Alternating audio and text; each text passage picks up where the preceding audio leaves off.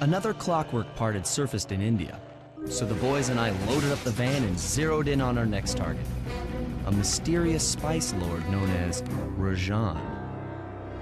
A self-made man who grew up poor on the streets of Calcutta, he started his life of crime selling illegal spices in the black market, eventually growing his small outfit to a sizable operation and earning himself a seat in the prestigious Claw Gang.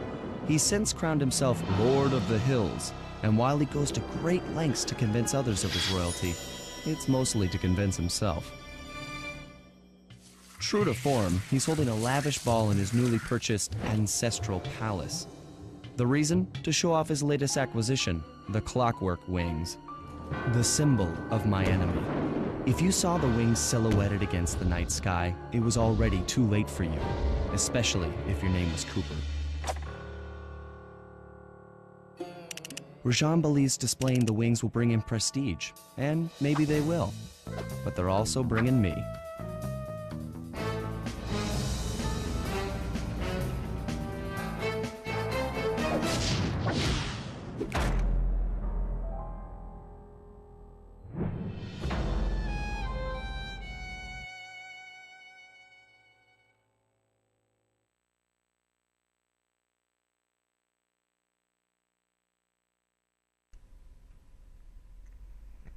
Hello friends, this is Kevin aka K-Man1 coming at you with another episode of Sly 2, Band of Thieves. In the last episode, we took down Dimitri's counterfeiting operation, and in this episode, we introduce ourselves to Rajan. So, what Bentley's saying there is, let's just go ahead and head towards his ball and start getting intel to take him down. And so if we come over here...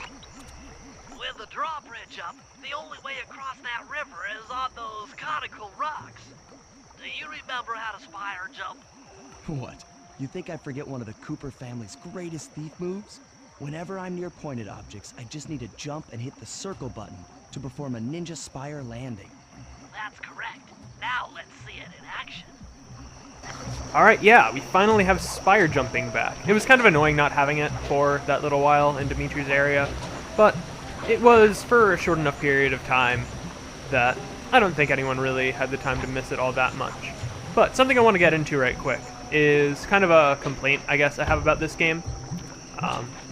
Yeah, those are going to be few and far between, but what I will note is that a lot of the time, if you're in an area like this, where there are two stealth moves right next to each other, the game kind of has difficulty recognizing which one you're trying to use more than the other.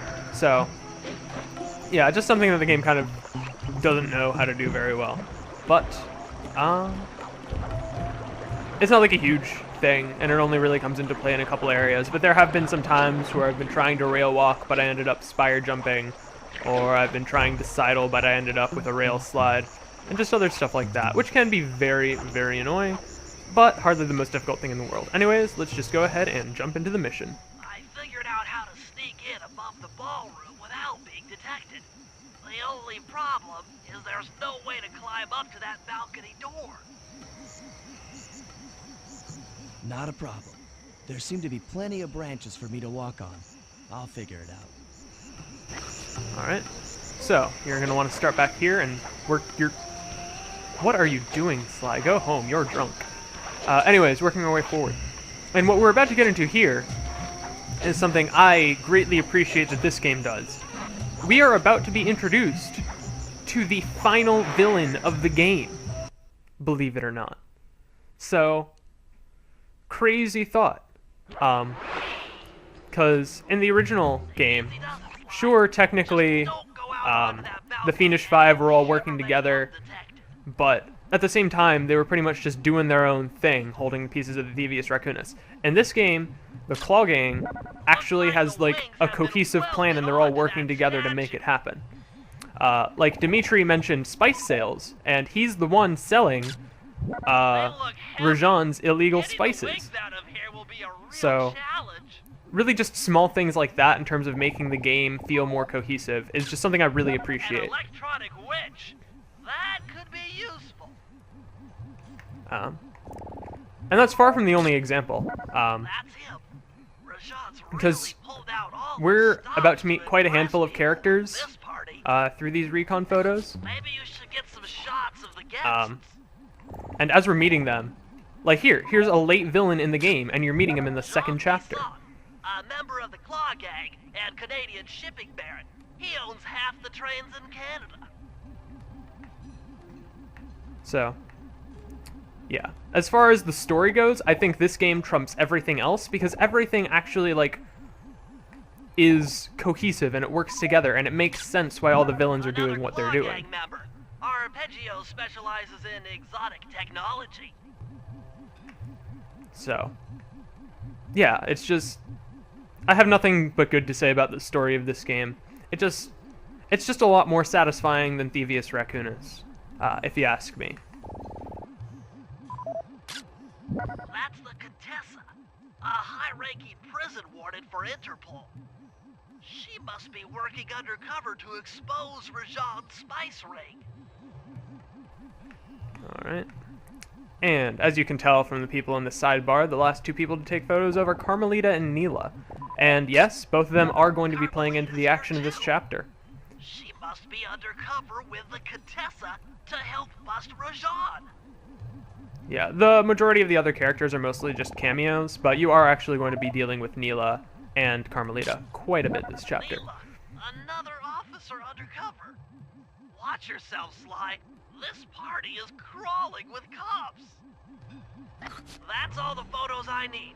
Bring them back to the safe house, and we'll start building a game plan.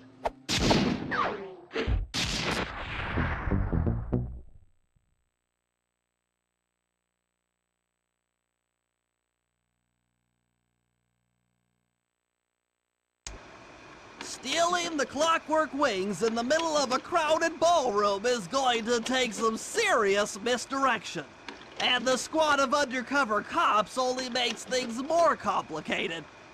Although, we might be able to use them to our advantage. But no matter what we do in the ballroom, sooner or later we'll need to deal with Rajan's security chopper. Murray can take it out with some of the local armaments, but he won't be able to get inside the palace until Sly lowers the drawbridge for him.